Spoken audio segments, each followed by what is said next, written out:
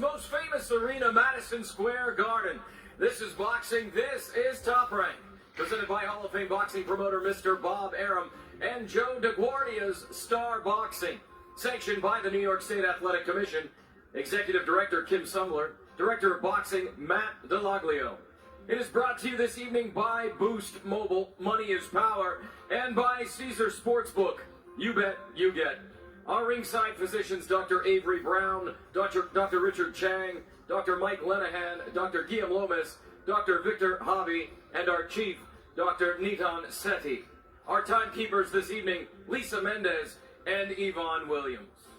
This bout scheduled for 6 rounds in the junior middleweight division. Our judges at ringside, Tom Carasoni, Mark Constantino, and Ron McNair. And our referee in charge of this bout, Sparkle Lee. Introducing first out of the blue corner. He weighed in at 152.6 pounds, wearing white trunks with blue trim. He brings a record of 7 victories, with only 2 defeats into the ring. 4 of those victories coming by way of knockout. From Dublin, Ireland, Keane, the Iceman McMahon.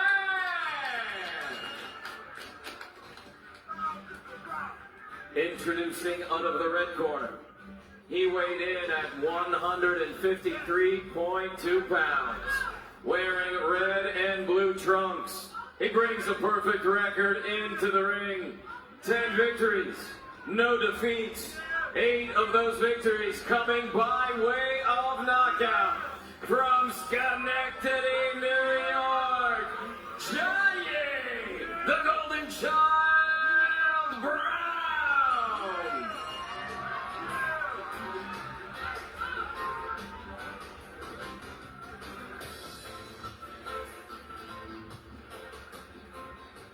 You already see the instructions. Obey my commands. Protect yourself all the time. Touch gloves, guys. This way. This is the first fight for both fighters in 2022. Jahyae Brown had an opponent set up for April, but the Brazilian came in heavy, so it'll be Keane McMahon making his U.S. debut here inside the Hulu Theater at MSG. A lot taller and longer is the Brit, or the Irishman. Both fighters actually standing tall right now, sort of watching, jabbing, trying to see what they can see, trying to establish the range and get comfortable in there. There's already a golden child out of New York. He's the former world champion Daniel Jacobs. But we see that Brown wants to take over that moniker, fighting for the 518 up in upstate New York. Said he came out of the hood and he wants to prove that anything is possible with dedication and through this sport, Dre. It's a beautiful sport. Well, the sport of boxing is a beautiful place to make that happen. It's not the only place, but it's definitely been proven to be a place for individuals who came from very little and want to make something of themselves in the ring and out. Well, he can make something of himself with that 1-2 combination as he finds a home on the face of Keane McMahon. I like what Brown is doing. Both fighters are looking, trying to find their way, but while you're looking, trying to find your way, you use that punch right there, the left hand, the jab. It allows you to think without getting hit. It allows your opponent to stay back, and you keep them thinking while you're trying to set up the right hand like we saw Brown just land a few seconds ago. Work while you're waiting.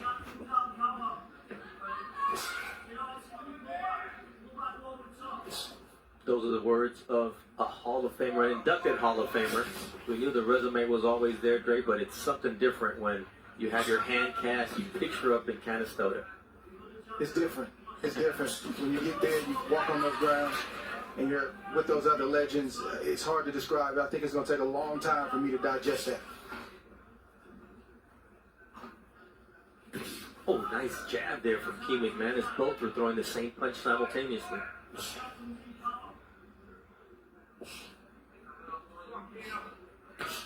Man needs to pick his jab up and mirror Brown and jab with him. He's long enough, he's tall enough. He needs to also jab with Brown. The jab also allows the fighters to shake the nerves off and to get a rhythm. Gets the engine going.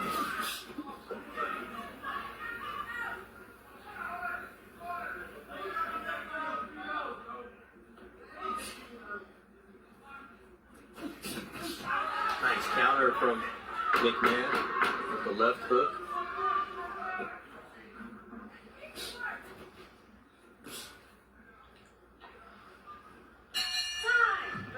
First round with both fighters, we're trying to study each other. Let's listen in to Sam Bunch, who trains Brown. All right. Was you walking? Bring down some? Good. All right. Look good. All right. We're waiting too much. All right. We're waiting way too much for him. Let's do jab at angles. Let's not always look to go straight in. All right. That's it. But we're waiting way too much. Huh? It was all right, but I know you can do better. All right, let's go. Don't tell me you're gonna do better. Let's do it.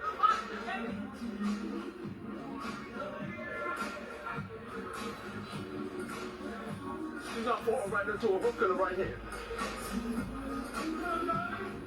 You good? Oh, nice work. Let's go. Nice work. Stop making that jump.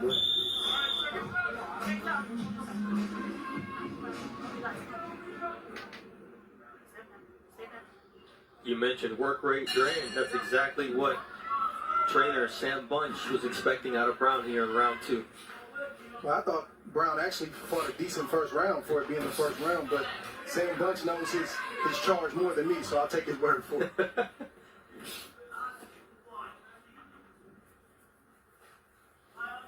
Expectations high for this fighter out of Schenectady, New York, who did his training camp alongside Abraham Nova, who we will see in a very important fight in our co-main event once we move over to ESPN at 10 Eastern. That'll be against two-time Olympic gold medalist Robeisy Ramirez. So they say iron sharpens iron. Ooh, what a stick there for McMahon. That jab has been there for him all night long. McMahon's starting to warm up a little bit. He's starting to shake off the jitters and his early fight jitters, and he's starting to get his rhythm right now and land a few shots. The nose of McMahon, though, showing a little bit of wear from the left that Brown was able to land. Brown has to make the mistake that a lot of young fighters make, as he's trying to look over a taller opponent instead of looking through the opponent. He needs to have his eyes focused around the chest or the lower chin and punch to that mark. Don't try to look over a taller opponent because you raise your chin up.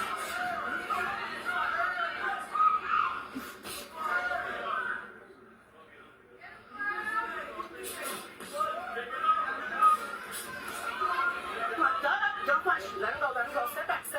Step back. There we go. Come on.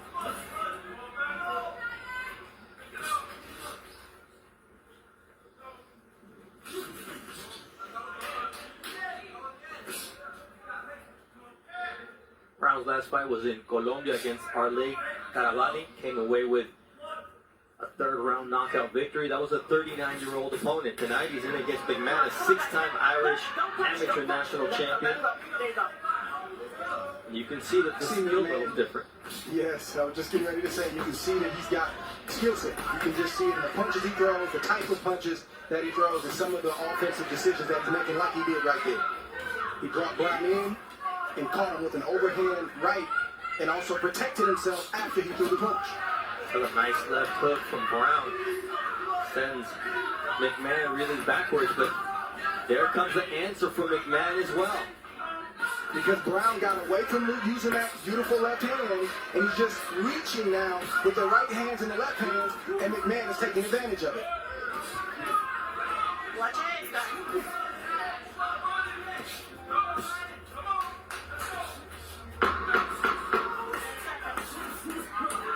Ooh, quick combination downstairs from Keane McMahon as the second round comes to a close. And tonight it's all about Joe Smith Jr. going for history against Artur Beterbiev, a triple unification. And he sat down with our own Mark Kriegel.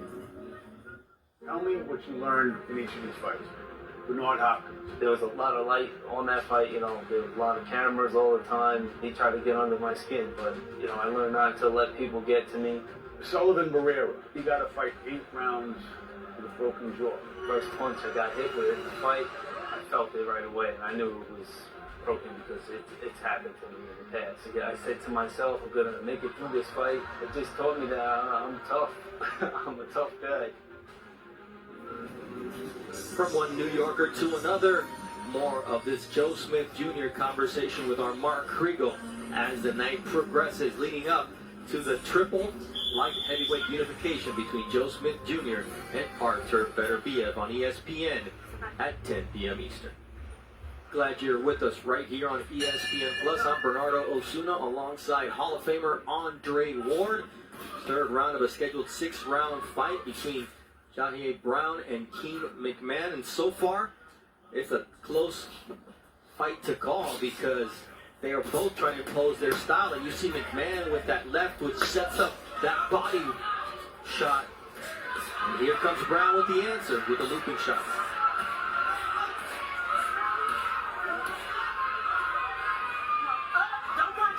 Yeah, this fight is starting to heat up. McMahon definitely had his way in that second round. Brown is not liking it. That's why you see him fighting back. I'm not sure he's doing it responsibly, but he's effective right now with that offense and the punches that he's landing. McMahon just waiting for the opening, the moment of respite from the offense of Brown, who seems to be lighting him up downstairs as well, trying to set up an uppercut, but that high guard for McMahon working so far to protect the face. And I get the sense, like you just mentioned, that McMahon is just waiting for the right opportunity. I don't believe he was hurt by any of those shots, and I don't believe he's being overwhelmed. I think he's biding his time, looking for a good shot, because Brown's chin is wide open and he's exposed while he's throwing those punches. Brown, you just saw momentarily switch lefty. He's capable of doing it, but I'm not sure he's comfortable doing it yet here against McMahon.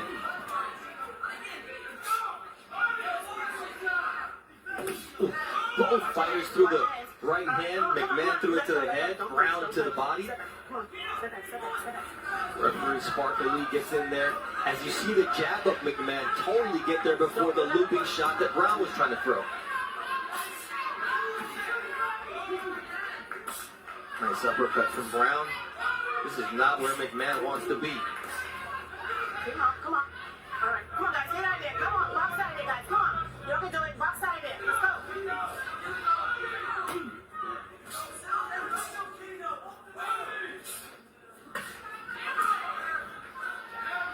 Come on, guys, get out of See there. Brown trying to beat the door down. He wants to go in one way, and that is through the front door. Don't push his head down. Come on, guys. Don't punch. See the A lot of ways for a fighter to get in the house, but at this stage in his career and being young and energetic, he wants to get in there through the front door. Absolutely. But he's facing the doorman here who wants a $20 tip to let you in. Yes, and when you go through the front door, Come on, guys. Come on, the box out of opponent there. and the one in the house knows where you're coming, so they can try to set you up as well. Brown has to keep that in mind. You're going to need a hundo to get into the VIP area.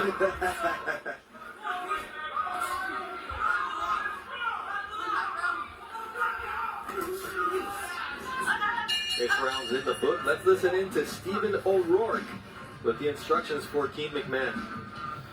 Leaving these rounds too tight. Do you understand what I'm saying to you? Come on, you got to wake up now. What's the matter with you? Come on, wake up. It's fucking all or nothing now. Come on. He's ripping these fucking rounds off you. You've got to come back here. You've got to let it go. You've got to answer him. You're not answering back. You're sitting back saying what's coming up. When he goes, you go. You've got to fucking give it to me now, son. You've got to work now. Do you understand what I'm saying to you?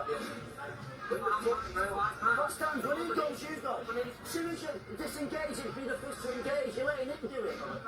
Fucking wake up now. Are you waiting? Do you want this? How much do you want it? Come on. Without saying it, Dre, he was letting McMahon know, hey, you're in his hometown. You got to come to him. You cannot let these rounds be close. Well, the coach told him right that nothing will be given, everything will be earned, and right now McMahon has to step it up if he's going to earn a victory against Brown tonight. And the most telling thing was, doesn't matter if you land the better shots, the fact that he's taking the initiative, that he's walking you back and that you're waiting, gives the illusion to the judges that he's in control. And McMahon was also outworked in that third round, so that definitely doesn't bode well for him as Brown piled up points. Good combination from McMahon right there. So he's listening to his coach here in the early moments of round number 4. Brown thinking before he comes in. Don't pull it down. Come on. You know, sometimes a fighter doesn't know what to do, what punch to throw, what strategy to employ, and sometimes they just need to be encouraged and pushed to do it. It looks like McMahon knows what to do. He just needs that fire lit up under him, and that's what you saw his coach trying to do during that rest period.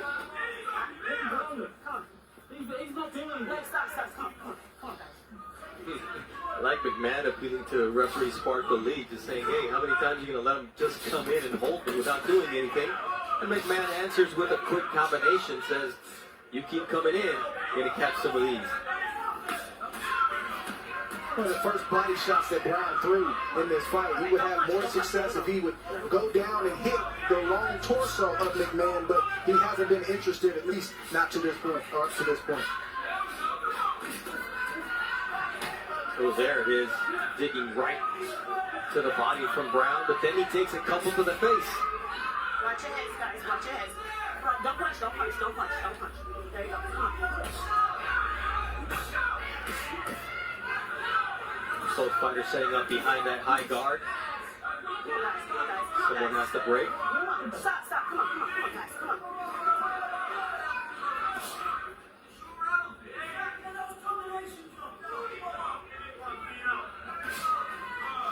There's that jab from Brown again. He forgot about it. He threw it in the first round.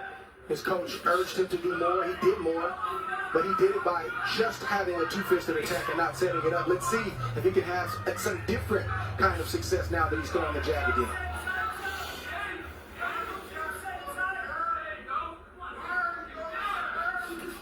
Nice counter from McMahon, who just waited on Brown.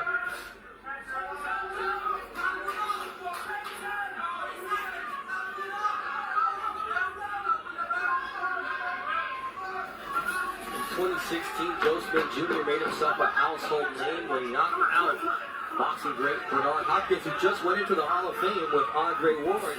He sent him flying through the ropes. However, it wasn't smooth sailing from that day on.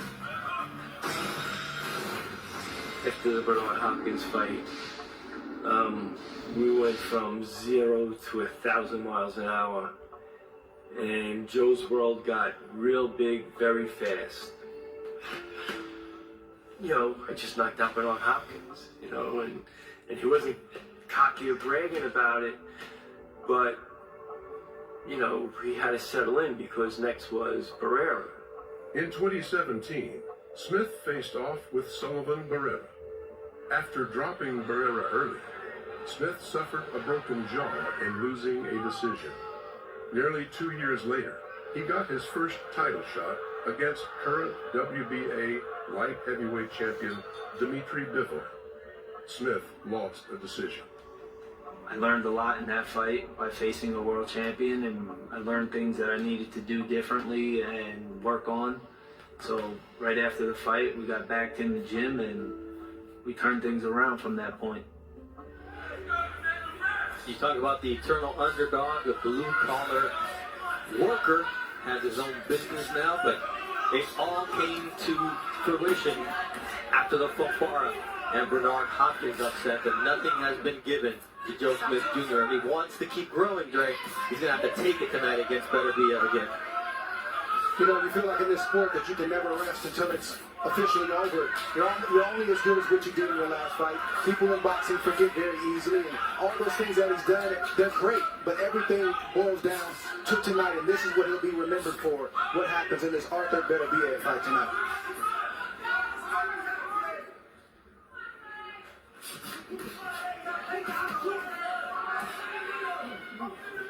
Come on, guys. Don't punch. Come on. If I'm in the corner of either guy, Bernard, I'm looking for my fighter to do something different. I need to give them one or two instructions that can turn the tide of this fight. It could be a feint and then go. It could be pick up your jab and come right behind it. Start going to the body. Something to pull ahead when a fight is this nip and tuck, even though I think Brown is winning. Yeah, but you can't count on being ahead because the fight has been right. You know, it's not. There's been no dominant moments for either fighter in the 5 rounds that we've seen so far. Right, it's only a 6-rounder, so around here, around there, we never know what the scorecards will read. So you're right.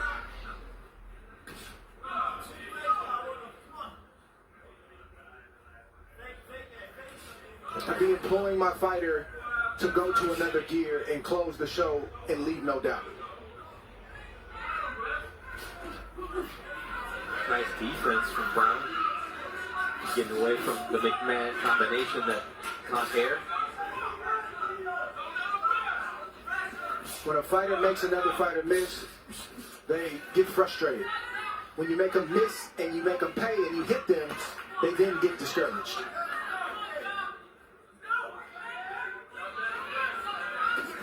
Oh, what a nice jab from McMahon. And this is a round, Dre, that one punch can take the whole round because it's just been same rhythm for both guys. Whoever closes this round in the next 30 some odd seconds will win this round. It's been nip and tuck the whole way. Don't punch. Step back, guys. Step back. Nice stick from McMahon. And it's all show, but that's more than Brown has done over the last 30 seconds. And this is going to be something to behold in terms of what they come out for and with in round number 6. So we'll listen into both corners, starting with Brown's corner, where Sam Bunch will have some choice words for him. Ladies and gentlemen, here tonight, this guy is done, Josh. You keep letting this guy rest. All he want to do is walk back with his rest. Walk back and rest. And you going like this. Huh? Not really, man. Not as often as you should be. Double jab and let's go with the 8 to the body. Then bring something else behind it. He's walking backwards and you walking towards him. Gotta pick that pace up. You can stop him in this round right here. If you push this. I can see him pretty. Yeah, come on, make fucking right. Make right. Fine. When they say, go take the damage, go back, answer. Every single day. What I say is, make right, we don't go all out now. Both trainers see the same thing in terms of they think the opponent is completely done and that their guy can go and finish him. But in the end, it was Stephen O'Rourke telling Keane McMahon, if you don't stop him, you're done. Well, it's these moments like this where you really see on display. You get on display how bad a fighter really wants it. Everybody wants it until you're fatigued, until it's close, and until you have to have it. Let's see what fighter goes and takes this last round. Come on. Let go. Don't punch, guys. Don't punch. Step back. You can see that Brown is 10-0 with 8 knockouts, but you can't measure his heart. You know that McMahon has 2 losses, but what did he learn from those, and what can he bring into the ring tonight from those losses to take him to the next level?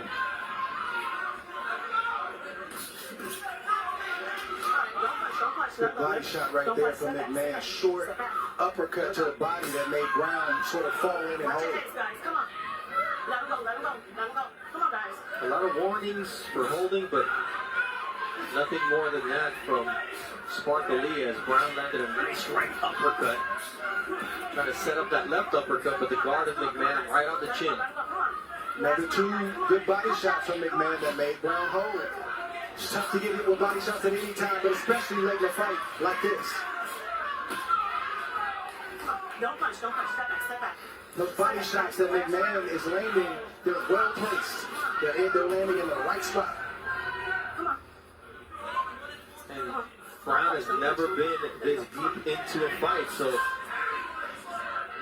well, he did win an 8-round decision actually, so he has been here before. Not many times. Not many times. Get out there, guys. Come on. Box side it up. Don't punch. About minute 10 left. It seems like an eternity for both Brown and McMahon.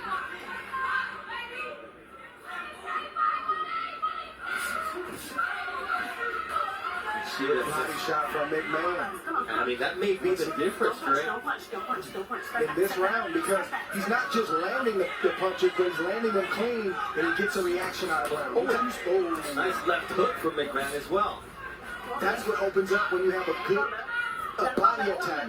The shots to the head open up because the opponent forgets that they have a chance. And so worried about protecting that downstairs with the elbow that they need that small opening that McMahon was able to take advantage of momentarily there. But now Brown with a big right hand.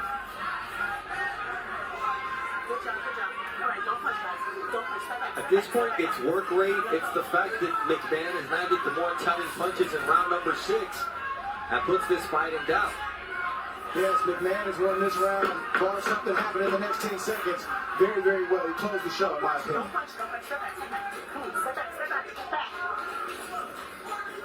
Let's see if it was enough.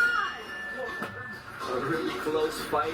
I mean, from the get-go, it was nip and tuck, and neither fighter really took control. I think the most dominant round was this 6th one from Keane McMahon. From there on out, the other 5 were, you know, a coin flip round, a punch here, a punch there. So we're really going to have to wait on the judges to see what they determined was more telling. Was it the body work of McMahon, or was it the efficiency of Brown?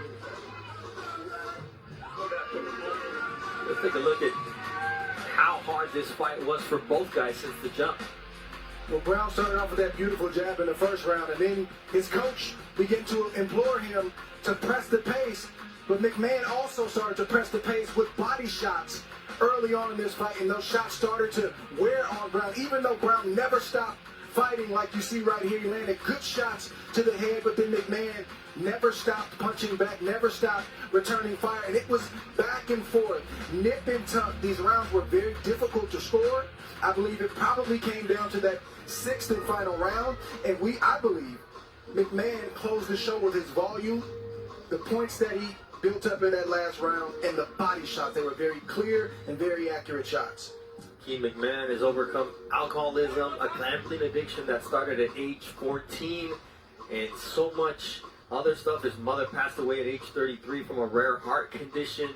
His brother ended up in foster care. And tonight, did he do enough to overcome Jahyae Brown here at the Hulu Theater in Madison Square Garden? The tallies are still being counted up with Mark Chinook over there trying to pressure the commission to come up with the right numbers. And now he's stepping into the ring, and we'll know whether Brown continues his undefeated record or if Keane McMahon came into New York and pulled off the upset. Ladies and gentlemen, after 6 rounds here inside the Hulu Theater at Madison Square Garden, we go to the judges' scorecards for the official decision. Mark Constantino scores the bout 60-54. Tom Carastoni and Ron McNair both score the bout 58-56. For your winner by unanimous decision, Jahyae, the Golden Child Brown. What is that song? Let it go. Let it go. Because, I mean, what else can you say? McMahon came in here, he gave it all he could. And to not win a single round, even that 6th, where it was a dominant winner, I guess it's just boxing. We'll come back with more. Hopefully we get some knockouts so we don't have to go to the judges.